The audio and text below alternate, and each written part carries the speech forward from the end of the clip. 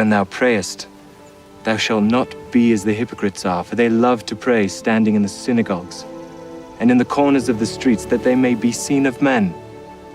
Verily I say unto you, they have their reward. But thou, when thou prayest,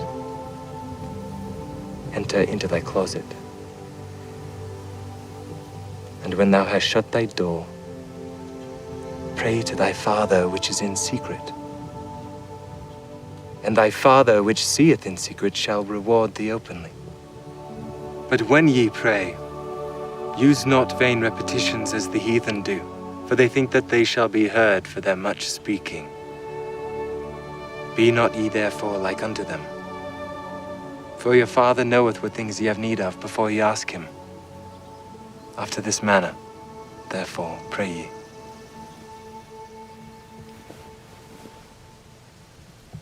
Our Father, which art in heaven, hallowed be thy name. Thy kingdom come. Thy will be done in earth as it is in heaven. Give us this day our daily bread, and forgive us our debts as we forgive our debtors. And lead us not into temptation, but deliver us from evil. For thine is the kingdom, and the power, and the glory forever. Amen.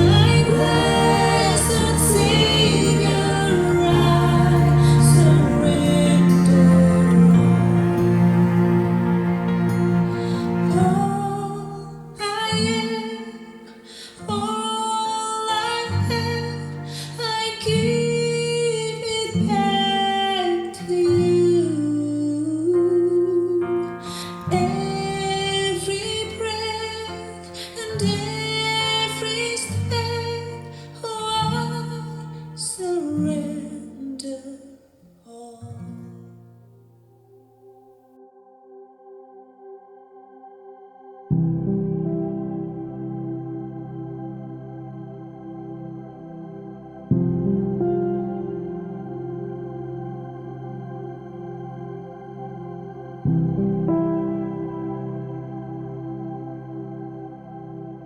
Salam Bapak Ibu semua, kita bersyukur kita masuk kepada seri khotbah doa Bapa kami yang kelima.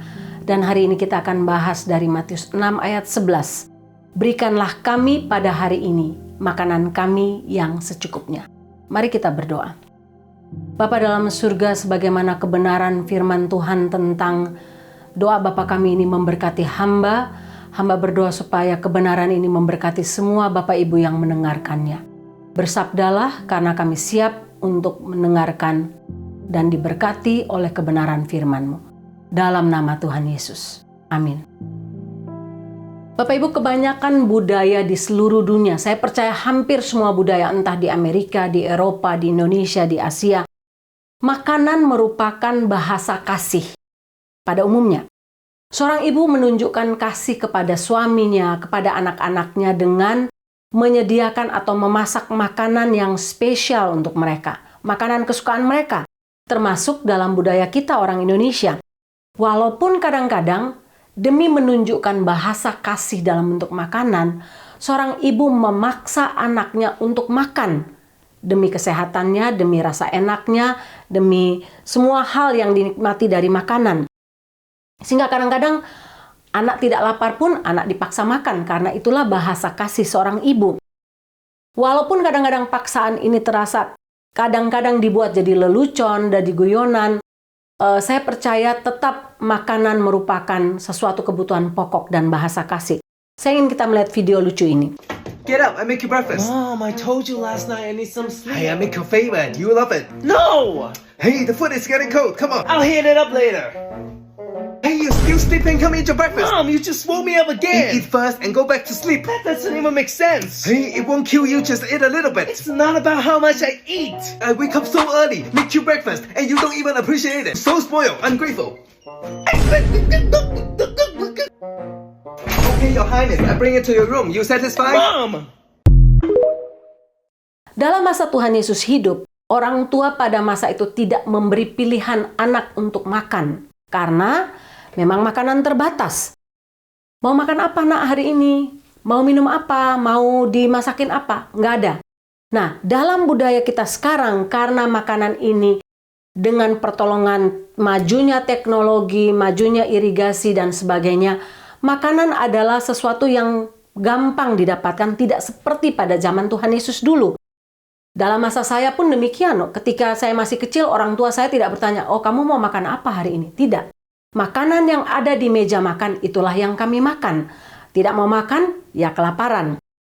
Demikian pula pada masa Tuhan Yesus.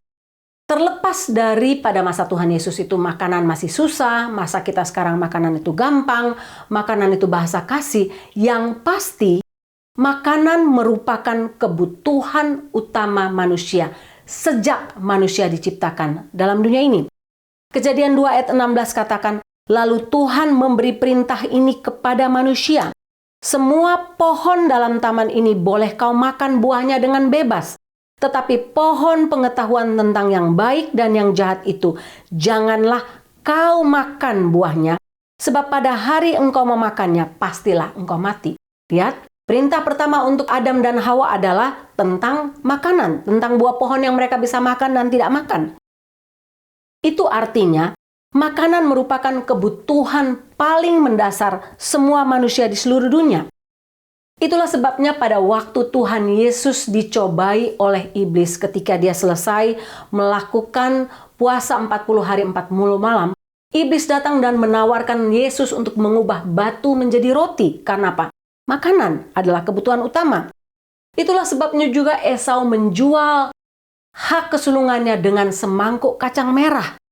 Itulah sebabnya juga ketika bangsa Israel berada dalam perjalanan di padang gurun, Mereka mencobai Tuhan berkali-kali dengan hal makanan. Bapak Ibu, ada pepatah mengatakan, kalau manusia bisa mengendalikan dirinya dalam hal makanan, maka dia dapat mengendalikan diri dalam segala hal lain dengan mudahnya.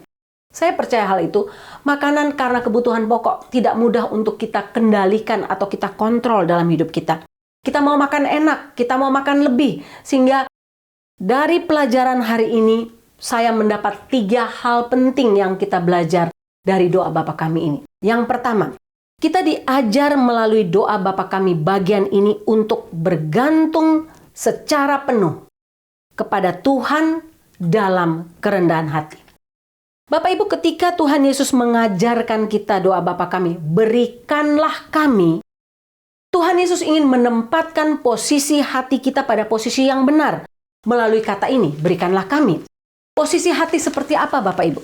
Posisi hati yang selalu bersandar kepada Tuhan Allah yang adalah pencipta langit dan bumi dan adalah pemberi makan untuk kita. Ketika kita meminta sesuatu, berikanlah kami. Ketika kita mengucapkan kata itu, berikanlah kami, kita menempatkan diri kita sebagai seorang yang berada di bawah. Allah berada di atas. Kita tidak berkuasa, Allah berkuasa. Karena itu, berikanlah kami. Ketika kita melakukan atau meminta hal seperti itu, kita menaruh posisi hati kita dalam kebergantungan penuh kepada Tuhan. Dan itu tidak bisa terjadi tanpa kerendahan hati. Kerendahan hati sajalah yang bisa membuat kita sadar siapa diri kita dan siapa Bapa kita yang ada dalam kerajaan surga. Ketika hati kita bergantung penuh kepada Bapa kita dalam kerajaan surga, kita tahu bahwa sumber berkat, sumber makanan, sumber kecukupan untuk hari ini datangnya dari Dia saja. Bapak Ibu ingat, ketika kita memulai doa Bapa Kami ini, seri pertama bicara soal apa? Bapa Kami yang di sorga. Artinya apa? Artinya Bapa yang di sorga itu tahu kebutuhan pokok anak-anaknya. Seperti Matius 7 ayat 9-11 katakan, Bapa yang jahat saja bisa menyediakan makanan untuk anak-anaknya, apalagi Bapa kita di surga. Lalu, kalau Bapa kita yang di surga tahu kebutuhan kita, mengapa kita perlu berdoa? Mengapa perlu kita meminta, berikanlah kami makanan kami yang secukupnya? Mengapa Bapak Ibu? Karena dengan mengajarkan bagian ini, Tuhan Yesus ingin kita menjalin hubungan, menjalin relasi dengan Bapa kita di surga secara rutin. Tiap-tiap hari. Kita akan melihat dalam bagian berikutnya kenapa kita meminta pada hari ini secukupnya. Tuhan ingin mengajarkan bahwa dengan meminta berikanlah kami, kita menunjukkan kebergantungan penuh kepada Bapa kita di surga, membangun relasi dengan Bapa kita di surga tiap-tiap hari. Ketika kita meminta, kita bergantung penuh, berikanlah kami ini merupakan bentuk kerendahan hati, kebergantungan total kepada Bapa kita di surga. Kita menjalin relasi dan bergantung penuh kepada Dia. Contohnya sebagai seorang ibu, saya senang kalau anak-anak saya bilang, Mama, besok tolong masak soto dong, kita kepengen masak soto, makan soto. Mama, besok tolong masak ayam semur. Kita mau kepengen makan ayam semur. Bapak Ibu, ketika anak-anak meminta, saya senang. Sebagai ibu, saya semangat untuk menyediakannya bagi mereka. Tapi dengan mereka mengatakan hal itu, mereka membangun, menjalin hubungan pribadi dengan saya sebagai ibu dan anak. Demikian pula Bapa di surga. Ketika kita katakan, berikanlah kami, kita sedang membangun hubungan kita, relasi kita dengan Tuhan. Kita sedang bergantung penuh kepada Dia dengan penuh kerendahan hati. Bapak Ibu, sikap untuk merendahkan hati ini, mempercayai Kristus dalam hidup kita, ini merupakan prinsip penting dalam kekristenan. Sehingga dalam ketidakmampuan kita, Tuhan akan turun tangan. Tapi ketika kita merasa mampu, Tuhan tidak akan turun tangan. Tuhan akan lepas tangan dalam hidup kita. Pada ayat ini, permintaan ini hanya untuk hari ini sehingga kita harus selalu datang kepada Tuhan. Dan ini menjauhkan kita dari apa? Dari kesombongan. Dari kesombongan karena kita merasa kita berhasil untuk memenuhi kebutuhan hidup kita sendiri. Cara berdoa seperti ini menjauhkan kita dari kesombongan akibat keberhasilan yang kita capai, tapi juga menjauhkan kepahitan akibat kegagalan yang kita alami. Yakobus 4 ayat 2, Bapak Ibu bisa baca di situ. Amsal 16 ayat 5 katakan, setiap orang yang tinggi hati adalah apa? Kekejian bagi Tuhan. Tuhan tidak senang dengan orang yang sombong, orang yang tinggi hati, orang yang tidak mau bergantung kepada Tuhan. Amsal 16 ayat 18 katakan, kecongkakan mendahului kehancuran dan tinggi hati mendahului kejatuhan. Lihat, kecongkakan mendahului kehancuran, tinggi hati mendahului kejatuhan. Yakobus 4 ayat 6 katakan, Allah menentang orang yang congkak, orang yang sombong. Allah menentang, tapi mengasihani orang yang rendah hati. Bapak Ibu lihat, Tuhan mengasihani, menyayangi orang yang rendah hati, yang datang kepadanya dan katakan, berikanlah kami. Ada satu kisah tentang satu perjalanan rombongan wisata yang menumpang bus pariwisata yang menghantar mereka berkeliling kota London. Waktu melewati Katedral Santa Paul, sopir bus ini menceritakan bagaimana bangunan itu dibutuhkan untuk bertahun-tahun dibangun, bangunan gereja tersebut, dan merupakan karya terbesar Sir Christopher Wren. Lalu ketika mendengar ini, seorang nenek yang duduk di bagian belakang bus katakan begini, oh, di Doncaster kami juga membangun bangunan seperti ini, bangunan yang sama, tapi bangunan ini bisa selesai dalam waktu 6 bulan. Lalu mereka meneruskan perjalanannya ke Millennium Dome di Greenwich. Kembali sang sopir seperti biasa menjelaskan bahwa dibutuhkan dana jutaan pound sterling dan dalam waktu 2 tahun untuk membangun Millennium Dome ini. Nenek yang sama tadi mengatakan, oh, di Doncaster bangunan seperti itu bisa diselesaikan dalam jangka waktu lebih pendek dengan biaya yang lebih murah. Mereka melanjutkan lagi perjalanannya dan wisata ini diakhiri di Trafalgar Square. Tapi kali ini, waktu sampai di situ, sopir ini diam saja. Dia nggak ngomong apa-apa. Sampai nenek yang sama tadi bertanya, menegurnya. Bagaimana dengan tiang-tiang yang berada dekat air mancur, yang berada di belakang patung-patung singa itu? Kapan dibangun? Sopir itu menjawab dengan tenang, wah, saya juga nggak tahu kapan dibangun. Semalam waktu saya lewat di sini, bagian itu, bangunan itu belum ada. Tidak ada sama sekali. Saya nggak tahu kapan dia dibangun. Bapak Ibu melihat bagaimana sebenarnya sopir ini menjawab dengan sarkastik. Tidak ada orang yang suka dengan orang yang sombong. Apalagi Tuhan, Bapak Ibu. Tuhan sendiri mengatakan bahwa dia menentang orang yang congkak.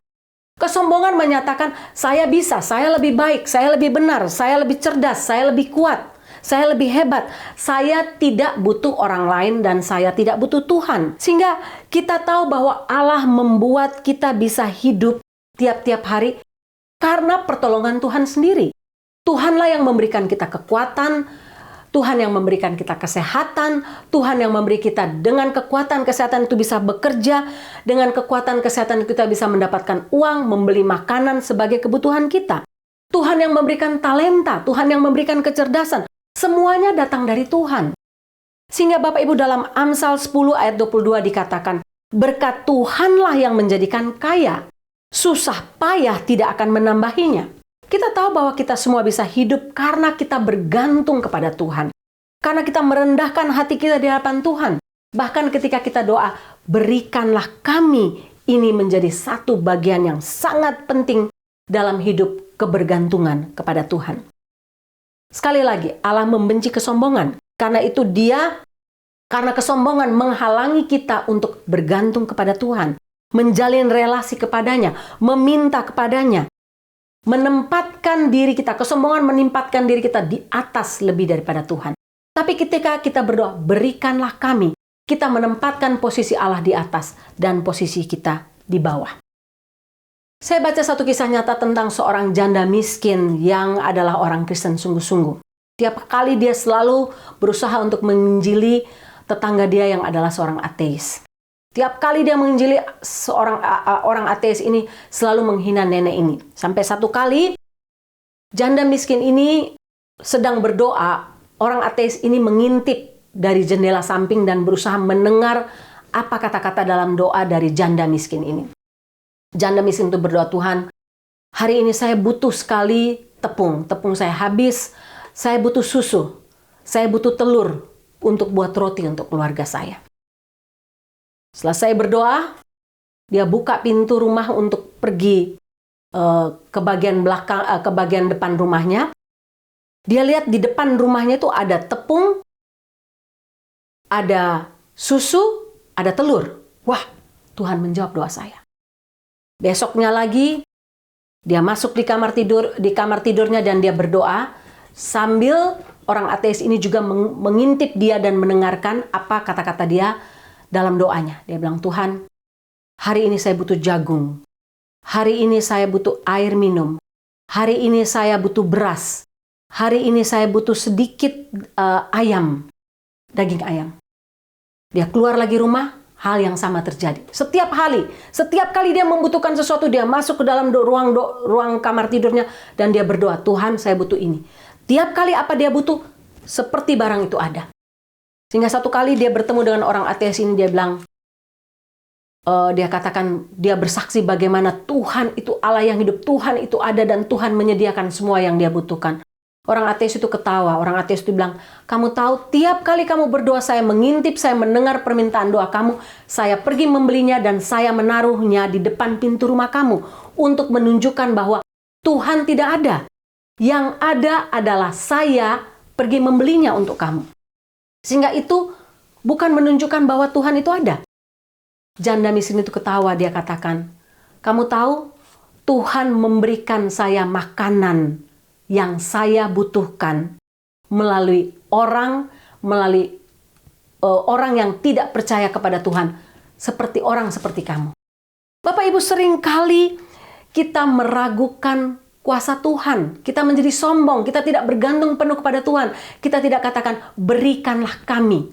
Sehingga saya mengajak kita semua untuk mulai berdoa hal seperti ini tiap-tiap hari, berikanlah kami. Yang kedua, melalui bagian ini Tuhan Yesus mengajarkan kepada kita untuk jangan khawatir. Tidak perlu khawatir. Coba perhatikan doa Bapa kami ini. Berikanlah kami apa? Pada hari ini. Tuhan Yesus mengajarkan kita untuk berikanlah kami pada hari ini. Bukan besok, bukan lusa Bapak Ibu. Bukan kemarin, bukan 2 bulan lagi, 3 bulan lagi, 1 tahun lagi. Tidak. Pada hari ini. Menarik bahwa Tuhan Yesus mengajarkan kita berdoa bagi kebutuhan kita dengan apa? Membatasi waktu pada hari ini. Tuhan tidak mengajarkan kita berdoa bagi kebutuhan kita bulanan, tahun depan, 10 tahun mendatang. Tapi hari ini, karena apa? Tuhan ingin mengajarkan bahwa beban hari ini ditanggung hari ini. Beban hari ini cukuplah untuk sehari ini. Itu tidak berarti bahwa kita berhenti menabung, berhenti berinvestasi, berhenti memikirkan masa depan kita. Tidak berarti bahwa, oh saya hidup foya-foya saja karena toh Tuhan akan sediakan makanan saya pada hari ini. Tapi Tuhan mengingatkan kita untuk melihat setiap hari sebagai kesempatan untuk bergantung kepada Tuhan dan bukan kepada tabungan kita. Saya nggak tahu Bapak Ibu baca berita, tapi banyak di beberapa negara orang yang menabung dalam jumlah banyak. Mereka sekarang panik karena apa? Banyak bank ditutup.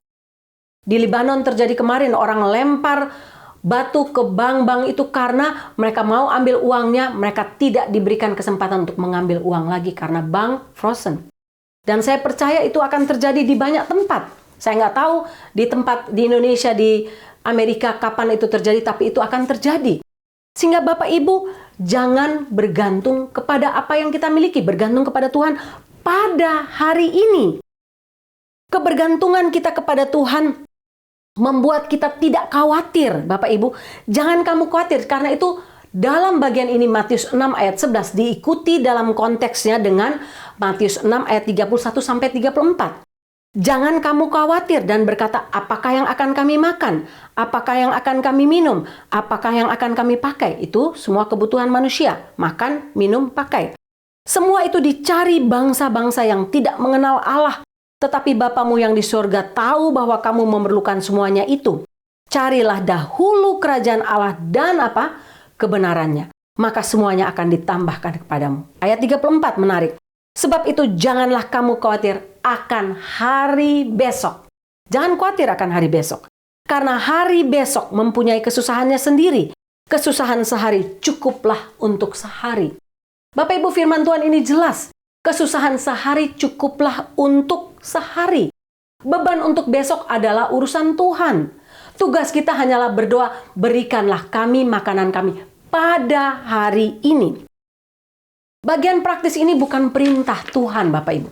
Tapi ini janji, ini jaminan kita sebagai anak-anak Allah bahwa Dia sendiri yang akan memenuhi kebutuhan mendasar kita. Makan, minum, pakaian, kita tidak perlu khawatir. Filipi 4 ayat 19 katakan, Allahku akan memenuhi segala keperluanmu menurut kekayaan dan kemuliaannya. Sedikit latar belakang, Bapak Ibu.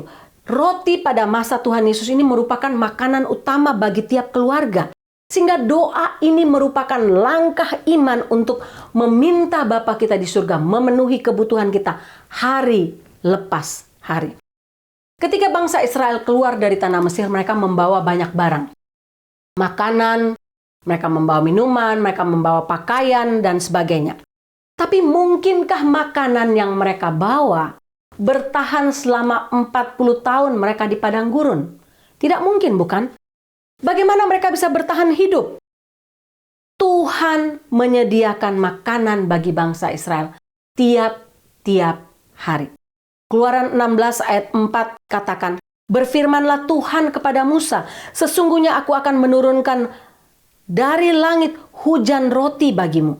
Maka bangsa itu akan keluar dan memungut apa? Tiap-tiap hari, sebanyak yang perlu untuk sehari, supaya mereka kucoba apakah mereka hidup menurut hukumku atau tidak. Bapak Ibu, Tuhan menepati janjinya setiap hari, bukan 2 hari sekali, 3 hari sekali, sekali seminggu, tidak. Tapi Tuhan menepati janjinya kepada bangsa Israel dengan memberikan roti mana kepada mereka tiap hari, memberikan mereka daging, memberikan mereka air.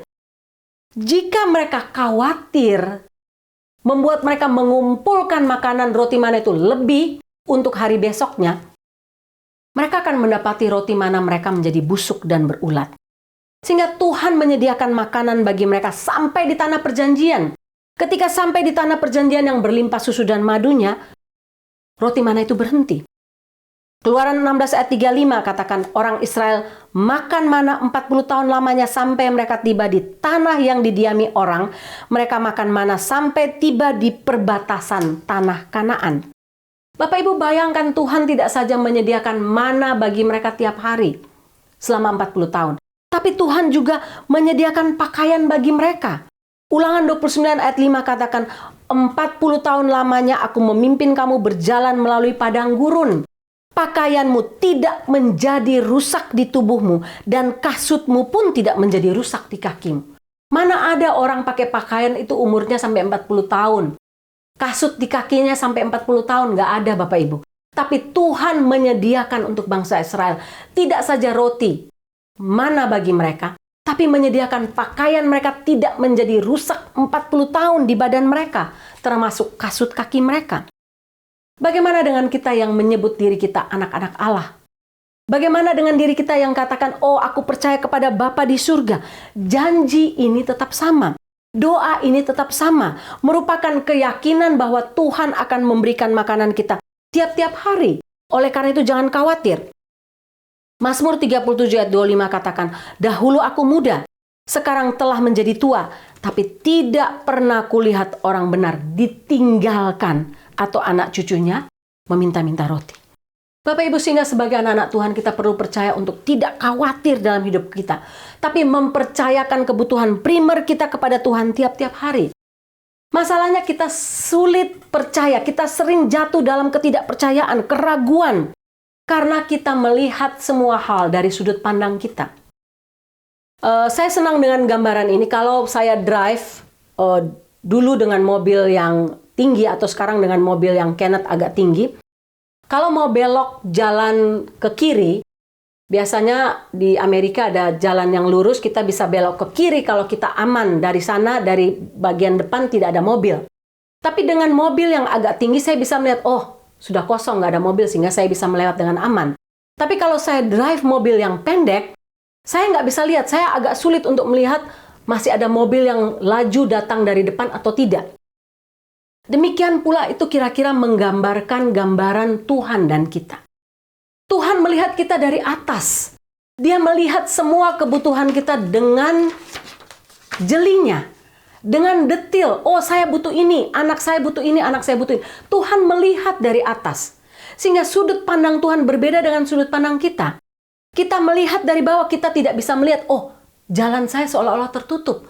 Masih saya belum bisa lewat, saya belum bisa belok kiri karena mungkin masih ada mobil di sana. Karena pandangan mata saya tertutup. Sehingga Bapak Ibu kita melihat ini keterbatasan Allah, ketidakterbatasan Allah dan keterbatasan kita. Kalau kita memilih untuk tidak khawatir, artinya apa? Kita menyerahkan keterbatasan kita kepada Allah yang tidak terbatas. Tiap kali kita mau khawatir, ingat, jangan khawatir akan hari esok. Karena hari esok mempunyai kesusahannya sendiri. Percayakanlah diri kita kepada Allah yang tahu semua kebutuhan kita dan melihatnya dari atas. Yang ketiga, yang terakhir Bapak Ibu. Melalui doa ini, Tuhan Yesus mengajarkan kita untuk senantiasa bersyukur dan selalu merasa cukup. Menarik, dalam terjemahan lain dituliskan, berilah kami pada hari ini makanan kami yang kami perlukan. Dalam terjemahan lain dipakai, berilah kami pada hari ini makanan kami yang secukupnya. Tapi intinya bicara hal yang sama. Intinya adalah apa? Bersyukurlah dan jadilah orang yang merasa cukup dan tidak serakah. Bicara soal arti cukup, Amsal 30 ayat 8-9 bicara secara jelas. Jauhkanlah daripadaku kecurangan dan kebohongan. Jangan berikan kepadaku kemiskinan atau kekayaan. Artinya cukup. Biarkan aku menikmati makanan yang menjadi bagianku. Artinya cukup. Supaya kalau aku kenyang, aku tidak menyangkalmu dan berkata siapa Tuhan itu. Atau kalau aku miskin, aku mencuri dan mencemarkan nama Allahku. Bapak Ibu, cukup. Berikanlah bagi kami makanan kami pada hari ini yang secukupnya. Tuhan sangat membenci dosa ketamakan, keserakahan. Tuhan sangat membenci dosa menggerutu, bersungut-sungut. Dalam perjalanan bangsa Israel di padang gurun, mereka selalu jatuh dalam dosa bersungut-sungut, menggerutu. Mereka bersungut-sungut kepada Tuhan tentang apa yang mereka makan, apa yang akan mereka minum, dan sebagainya. Sehingga karena mereka bersungut-sungut, mereka jatuh ke dalam dosa ketamakan. Ketika roti mana datang, mereka mengumpulkannya untuk hari lebih, hari besok, hari seminggu, untuk seminggu kemudian. Mereka mendapati makanan itu menjadi busuk dan berulat. Ketika mereka mendapat burung puyuh, mereka makan sepuas-puasnya, masukkan dalam mulutnya sampai mereka akhirnya mati, dihukum oleh Tuhan. Mengapa Tuhan membenci dosa keserakahan, Bapak Ibu? Karena ketika seseorang itu menjadi serakah, menjadi tamak, dia tidak akan pernah memiliki rasa bersyukur. Rasa cukup nggak akan ada. Ketika seseorang menggerutu, mengomel, bersungut-sungut, yang lahir adalah akhirnya muncul ketamakan. Susah untuk dia bersyukur. Dia tidak bisa merasa puas dan merasa cukup. Sebaliknya, ketika seseorang bersyukur, punya hati yang bersyukur senantiasa, dia akan merasa puas. Dia akan merasa cukup. 1 Timotius 6 ayat 6 katakan, memang ibadah itu kalau disertai rasa cukup memberi keuntungan besar. Sebab kita tidak membawa sesuatu apapun ke dalam dunia ini dan kita pun tidak dapat membawa apa-apa keluar. Asal ada makanan dan pakaian cukuplah. Manusia jatuh dalam ketamakan oleh karena manusia merasa tidak cukup. Manusia menggerutu, mengomel, menyalahkan Tuhan dan sebagainya. Filipi 4 ayat 11-13 katakan, kukatakan ini bukanlah karena kekurangan, sebab aku telah belajar mencukupkan diri dalam segala keadaan. Aku tahu apa itu kekurangan, aku tahu apa itu kelimpahan. Dalam segala hal, dalam segala perkara tidak ada yang merupakan rahasia bagiku, baik dalam hal kenyang maupun dalam hal kelaparan, baik dalam kelimpahan maupun dalam hal kekurangan. Segala perkara dapat kutanggung di dalam Dia yang memberikan kekuatan kepadaku. Bapak Ibu lihat Rasul Paulus. Rasul Paulus belajar untuk mencukupkan dirinya dalam segala hal. Karena dia tahu bahwa hanya Tuhanlah yang akan mencukupkan kebutuhan dia. Hanya Tuhanlah yang memberikan dia kekuatan untuk terus percaya bahwa Tuhan akan menyediakan bagi dia. Dan ini adalah hasil relasi yang dalam, kebergantungan penuh kepada Yesus Kristus. Sehingga rasa cukup dan rasa puas itu tidak lahir ketika seseorang berkelimpahan harta, berkat jasmani, tidak Bapak Ibu. Tapi rasa puas, rasa cukup itu hanya bisa lahir ketika seseorang memiliki ucapan syukur dalam hatinya kepada Tuhan, pemberi berkat. Ketidakpuasan membuat orang kaya menjadi miskin. Namun di sisi lain, rasa puas membuat orang miskin menjadi kaya. Ini kunci, ini rahasia penting. Sehingga adalah sangat penting untuk bersyukur dan merasa cukup atas semua berkat Tuhan bagi hidup kita. Bapak Ibu bicara soal keserakahan, negara Amerika ini adalah negara yang dibangun berdasarkan kebenaran firman Tuhan, diberkati Tuhan secara luar biasa, menjadi negara yang maju secara luar biasa, tapi menjadi negara yang paling serakah, paling tamak, walaupun menjadi negara yang sering menolong. Itulah sebabnya usaha loto yang namanya loto, usaha yang legal, ini sangat diminati oleh semua orang Amerika. Bayangkan Bapak Ibu, tahun 2014, iklan loto di Texas itu menghabiskan 999 miliar US dollar. 2014 ini penelitian 9 tahun lalu. Orang Amerika menghabiskan uangnya 70 miliar US dollar hanya untuk membeli loto. Bayangkan jumlah itu lebih besar daripada total semua pengeluaran orang Amerika tahun 2014. Total semua untuk beli tiket nonton movie, beli tiket untuk nonton sport, beli video game, beli buku, beli alat makeup dan sebagainya. Lebih besar dari semuanya. Bahkan NASA saja tahun 2014 hanya menghabiskan 17 miliar US dollar. Bantuan ke luar negeri hanya menghabiskan 38 miliar US dollar. Tapi untuk loto berapa? 70 miliar US dollar. Mengapa? Karena orang Amerika tidak pernah merasa, oh saya butuh untuk berdoa untuk makanan saya hari ini. Makanan saya penuh di kulkas, sehingga yang saya butuhkan adalah lebih lagi untuk mencapai standar yang lebih tinggi. Orang Amerika bermimpi untuk menjadi kaya raya sehingga mereka tidak perlu bergantung kepada siapapun dan kepada apapun selain dari kekayaan mereka. Orang Amerika berhenti menggantungkan hidupnya kepada Tuhan saja, Tuhan Yesus Kristus sebagai sumber berkat, tapi menggantungkan hidup mereka kepada diri mereka sendiri. Orang Amerika berhenti untuk percaya kepada Tuhan sebagai sumber segala berkat tiap-tiap hari. Bahkan membuang Tuhan dari semua institusi legal manapun. Orang Amerika bahkan ingin menjadi manusia paling kaya, kaya instan, main loto, tidak perlu kerja keras. Padahal hasil survei dari semua orang yang mendapat kekayaan karena loto, tidak seorang pun yang menang loto berakhir dengan kebahagiaan. Tidak seorang pun. Sebaliknya, menurut hasil survei Wall Street Journal dan Dr. Robert Emmons dari seorang profesor psikolog dari UC Davis, dia katakan begini, orang yang merasa cukup dan puas, mereka yang bersyukur untuk setiap hal di hidupnya, didapati adalah orang-orang yang berbahagia. Mereka lebih bersemangat, mereka mengakui mereka butuh orang lain dengan kerendahan hati, mereka butuh Tuhan. Rasa syukur, rasa cukup, rasa puas tidak lahir ketika seseorang berkelimpahan dengan berkat jasmani, tapi hanya bisa lahir ketika seseorang memiliki hati penuh ucapan syukur.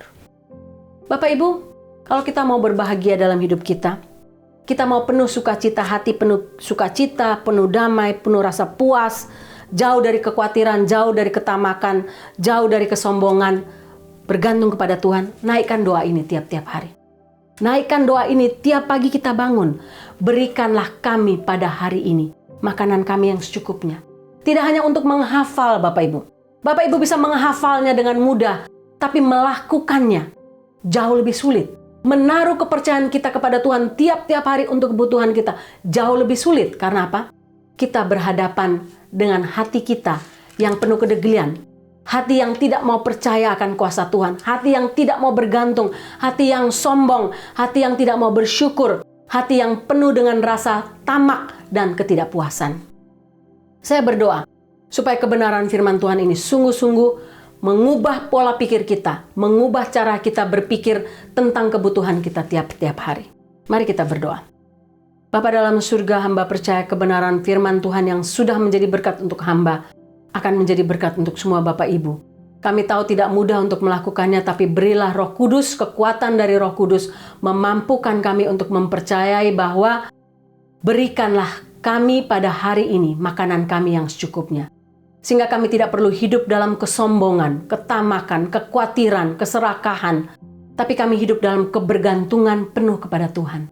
Dengan kerendahan hati, mengaku bahwa sumber segala berkat jasmani kami datangnya dari Engkau, yang akan mencukupkan kami day by day. Dalam nama Tuhan Yesus. Amin.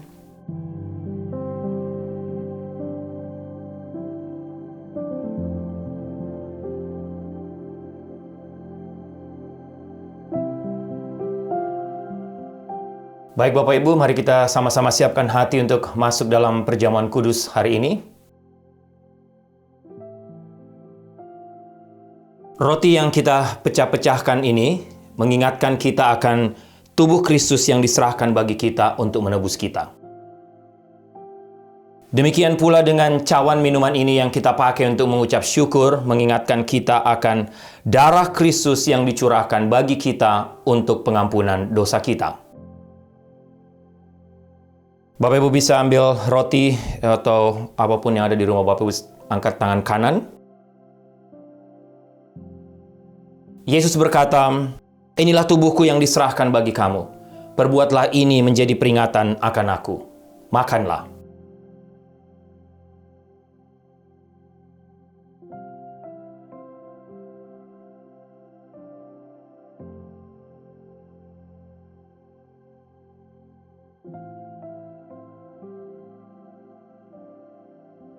Pada malam yang sama, Yesus berkata, "Cawan ini adalah perjanjian baru yang dimeteraikan oleh darahku. Perbuatlah ini setiap kali kamu meminumnya, menjadi peringatan akan aku. Minumlah."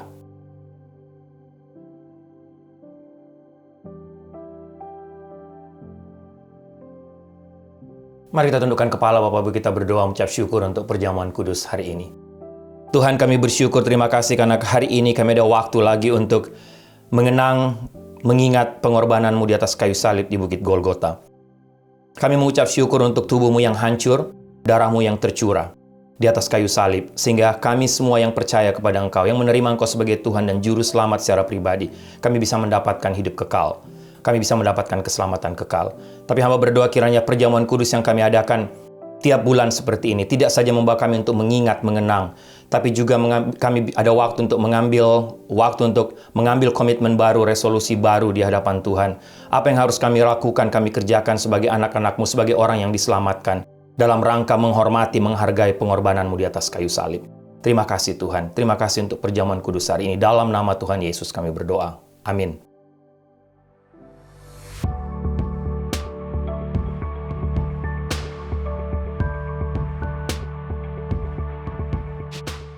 Baik Bapak Ibu, doa saya kita semua diberkati lagi oleh seluruh rangkaian ibadah hari ini, secara khusus melalui kebenaran firman Tuhan yang disampaikan oleh Ibu Sarah dan juga melalui perjamuan kudus kita hari ini. Baik, semua pengumuman untuk minggu ini Bapak Ibu bisa lihat di screen. Jemaat yang kekasih, tundukkanlah kepalamu, arahkanlah hatimu kepada Tuhan dan terimalah berkat Tuhan. Anugerah keselamatan dari Tuhan Yesus Kristus, kasih sayang yang tidak berkesudahan dari Allah Bapa, serta penyertaan dari Roh-Nya yang kudus, kiranya menyertai engkau sekalian, mulai hari ini sampai Maranatha Tuhan Yesus datang kembali. Haleluya. Amin. All creatures of our God.